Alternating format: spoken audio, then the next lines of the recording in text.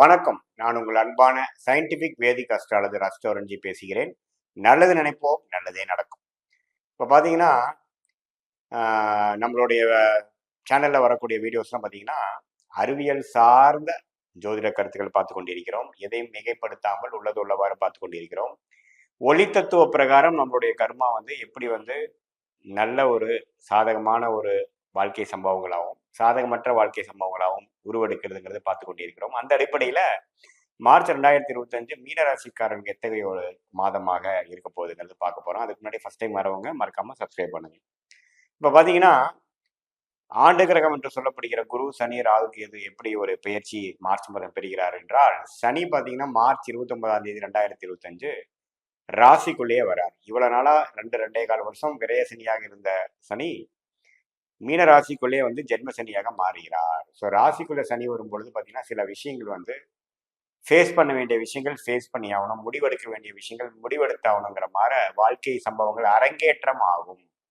இதுவரை விரயங்களும் சுப விரயங்களும் நல்ல ஒரு தசாபுத்தியில் போறவங்களுக்கு சுப விரயங்களும், இன்னும் ஒரு மாதிரியான ஒரு சுமாரான தசாபுத்தியில் போறவங்க பார்த்தீங்கன்னா கொஞ்சம் தேவையற்ற விரயங்களும் போய்கொண்டிருந்த மீனராசிக்காரர்களுக்கு இப்போ சில வாழ்க்கை சம்பவங்கள் இக்கட்டான முடிவுகளை எடுக்கக்கூடிய ஒரு தருணங்கள் ஸ்டார்ட் ஆக போகுதுங்கிறது தெரிஞ்சுக்கணும். ராசிக்குள்ளேயே இருள் கிரகம் என்று சொல்லப்படுகிற சனி வரும் பொழுது, அதே சமயத்துல குரு 3ஆம் இடத்திலும், ராசி அதிபதி 3ஆம் இடத்திலும், ராகு பார்த்தீங்கன்னா அதே ராசிக்குள்ளேயே இருக்கும் பொழுது, ராகுவும் சனியும் ஒன்று சேரும் பொழுது சில விஷயங்கள் வந்து உடனடியாக நம்ம எடுக்கக்கூடிய முடிவுகள் எடுக்கணும். அதுல வந்து ஒரு நிதானம் தவறக்கூடிய அமைப்புகளும் உண்டு.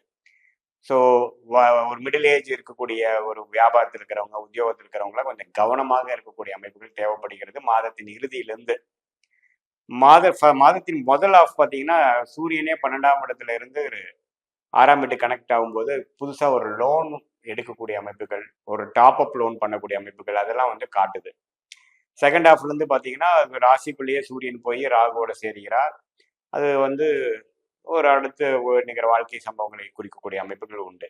ஸோ முதல் ஆஃப் ஃபர்ஸ்ட் ஆஃப் பார்த்தீங்கன்னா ஒரு லோன் எடுக்கிறது, ஒரு ஒரு வேலை மாற்றங்கள் பெறுகிறது, ஒரு வரவேண்டிய பணம் வர்றது, அது மாதிரி சில லிக்விடிட்டி உங்களுக்கு பணம் விரயங்கள், பணம் செலவுக்கு சேவை செய்யக்கூடிய அமைப்புக்கு வேணுங்கிற பணம், அடுத்தவங்களுடைய பணம் நமக்கு வரக்கூடிய அமைப்புகள் இதெல்லாமே கொஞ்சம் காட்டுது. ஸோ ஃபர்ஸ்ட் ஆஃப் வந்து கொஞ்சம் கேஷ் ஃப்ளோவுக்கு பெட்டராக இருக்குதுங்க. அது வந்து நம்மளோட சம்பாதித்த பணமாக இல்லாமல் அடுத்தவங்களோட பணமாகவும் கடன் பணமாகவும் இருக்கக்கூடிய அமைப்புகள் அதிகம். அதுக்கப்புறம் பார்த்தீங்கன்னா அது மூலமா சில பிரச்சனைகள் சால்வ் பண்ணக்கூடிய அமைப்புகள் உண்டு. பட் இருந்தாலும் சனி பயிற்சி ஆனதுக்கப்புறம் சில இக்கட்டான முடிவுகளை எடுக்கக்கூடிய அமைப்புகள் தேவைப்படுகிறது. பங்குதாரர்களோட கொஞ்சம் பார்த்து பேசணும். ஏன்னா சனி 7ஆம் இடத்துக்கு சம்மந்தப்படுகிறார். செவ்வாயும் 4ஆம் இடத்துலேருந்து பார்த்தீங்கன்னா 4ஆம் பார்வையாக 7ஆம் வீட்டை பார்க்கும் பொழுது நீங்கள் யாரை டீல் பண்ணுறீங்க, கஸ்டமர்ஸு, பங்குதாரர்கள், கிளைண்ட்ஸு அவங்களுக்குலாம் கொஞ்சம் பார்த்து செய்யக்கூடிய அமைப்புகள் வந்து இந்த மாத கடைசியிலேருந்து வருது. சுக்கிரன் புதன்லாம் பார்த்தீங்கன்னா ராசிக்குள்ளேயே இருக்கிறது பார்த்தீங்கன்னா நல்ல அமைப்பு தான். 7ஆம் வீட்டு அதிபதியை புதன் பார்க்கும் பொழுது ஒரு பங்குதாரர் மூலமாக, ஒரு நண்பர் மூலமாக ஒரு பெனிஃபிட் வர்றது, அது மாதிரி சில நல்ல விஷயங்கள் வந்து உத்தியோகத்தில் இருக்கிறவங்க, வேலையில் இருக்கிறவங்களுக்குலாம் உண்டு. மாணவ செல்வங்களுக்குலாம் பார்த்தீங்கன்னா நல்லா படிக்கக்கூடிய அமைப்புல நல்ல ஒரு அமைப்பு உண்டு, பெனிஃபிட்ஸ் உண்டு. நல்ல ஒரு ஞாபக சக்தியை இன்க்ரீஸ் ஆகி கான்ஃபிடன்ஸ் இன்க்ரீஸ் ஆகக்கூடிய அமைப்பு இருக்கு. ஏன்னா புதன் நீச்சமானாலும் நீச்சபங்கம் ஆகிறார், கன்னியோட கனெக்ட் ஆகிறார். ஸோ அதெல்லாம் வந்து ஒரு நல்ல அமைப்பாக தான் இருக்கிறது. ஸோ முதல் ஆஃப் வந்து ஒரு லிக்விடிட்டி இம்ப்ரூவ் ஆகிற மாதிரியும், ஒரு வராத கடன், வரவேண்டிய பணம், அடுத்தவங்க பணம்லாம் வரக்கூடிய அமைப்பு கொடுத்து, அடுத்தது பார்த்தீங்கன்னா கொஞ்சம் சில விஷயங்களை சமாளிக்கக்கூடிய அமைப்புகள், அடுத்த விஷயங்களை திட்டம் தீட்டி செயல்படக்கூடிய அமைப்புகள், இது எல்லாமே வந்து புதன், சுக்கிரன், ராகு ராசிக்குள்ளேயே இருப்பது நல்ல ஒரு அமைப்பு தான் கொடுக்குது. அதே சமயத்தில் ராஜயோகாதிபதி செவ்வாயே 10ஆம் வீடு கனெக்ட் ஆகி 7ஆம் வீட்டுக்கு கனெக்ட் ஆகுறப்ப பார்த்தீங்கன்னா உத்தியோகத்தில் கொஞ்சம் புதுமையாக சில விஷயங்கள் பண்ணுறது, சில முக்கியமான முடிவுகள் எடுக்கிறது, அது மாதிரி ஒரு மாதமாக உண்டு.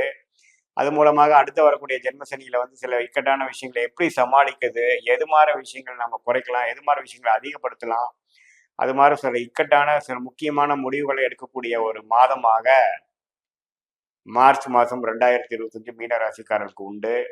இல்லத்தரசிகள்லாம் கொஞ்சம் கேர்ஃபுல்லாக இருக்கணும். 7ஆம் வீட்டை வந்து சனியும் செவ்வாயும் பார்க்கக்கூடிய அமைப்புகள் மாத கடைசியில் வரனால கொஞ்சம் எதா இருந்தாலும் கொஞ்சம் கரெக்டாக பேசி கம்யூனிகேஷன் கரெக்டாக பண்ணிக்கணும். ஏன்னா கருத்து வேறுபாடுகள் வைத்து கொண்டு இருந்தோம்னா ஒன்றுமே அதிகமாகக்கூடிய அமைப்புகள் இருக்கக்கூடிய கிளியர் அப்பப்போ கிளியர் பண்ணிக்கக்கூடிய அமைப்புகள் இருக்கு. சுக்கிரன் ராகுவோட சேர்ந்து இருக்கிறதுனால சில காதல் விஷயங்கள்ல கை கொடுக்கக்கூடிய அமைப்புகள் இருக்கு. கலப்பு திருமணம் விஷயங்கள், நட்பு வந்து காதலாக மாறக்கூடிய அமைப்புகள்ல ஒரு அனுகூலமான ஒரு அமைப்புகள் கண்டிப்பாக உண்டு.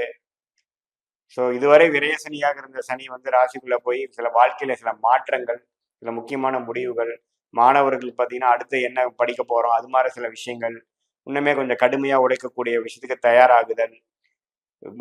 சீனியர் சிட்டிசன்ஸ்லாம் பார்த்தீங்கன்னா கொஞ்சம் உடல் நலத்துல வந்து கொஞ்சம் அக்கறை காட்ட வேண்டிய காலகட்டங்கள். இப்போ கொஞ்சம் சில நோய்கள் வந்து லைட்டா டெவலப் ஆகி கொஞ்சம் அதிகமாகக்கூடிய அமைப்புகள், அதை வந்து ரெகுலரா ஹெல்த் செக்கப் பார்த்து கொஞ்சம் கட்டுப்படுத்திக்கக்கூடிய தேவைகள்லாம் எல்லாமே குடுக்கக்கூடிய ஒரு ஜென்மசனியோட ஸ்டார்ட்டிங்க்கு வரக்கூடிய ஒரு ஃபவுண்டேஷனான ஒரு மாதமாக இருக்குதுங்கிறது நம்ம தெரிஞ்சுக்கணும். அடுத்த 2 வருஷம் கடுமையா உழைக்க போறோம். அதுக்கு வேணுங்கிற மன ஒரு உத்வேகம், அதுக்கு வேணுங்கிற பிளான் எல்லாமே தீட்டக்கூடிய அமைப்புகள் குடுக்கக்கூடிய ஒரு மாதமாக மார்ச் 2025 இருக்குங்க.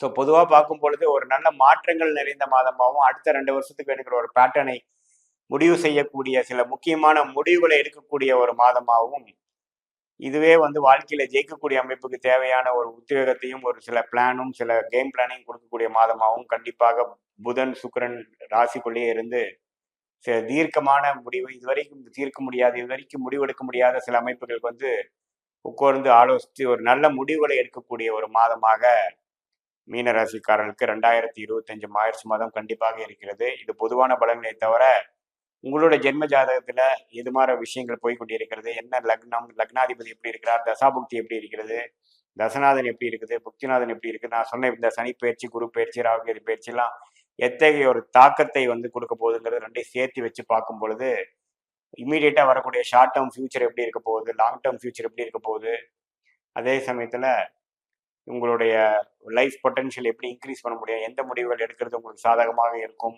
எந்த நேரத்தில் அதிகப்படுத்தணும், எந்த நேரத்தில் குறைக்கணும், எப்படி உங்களுடைய பிராப்தங்கள் அடுத்து வரக்கூடிய 2 வருடம்லேருந்து 5 வருடம் வரைக்கும் இருக்க போகுதுங்கிறது பார்த்து அத்தகைய தகுந்த மாதிரி முடிவுகள் எடுக்கும் பொழுது வாழ்க்கையில வெற்றி பெறக்கூடிய அமைப்புகள் கண்டிப்பாக உண்டு. இது பொதுவான பலன்களே தவிர, உங்களுடைய ஜென்ம ஜாதகம் பார்க்கும் பொழுது இன்னுமே துல்லியமான பலன்கள் எடுக்கலாங்கிறது நீங்க தெரிஞ்சுக்கணும்.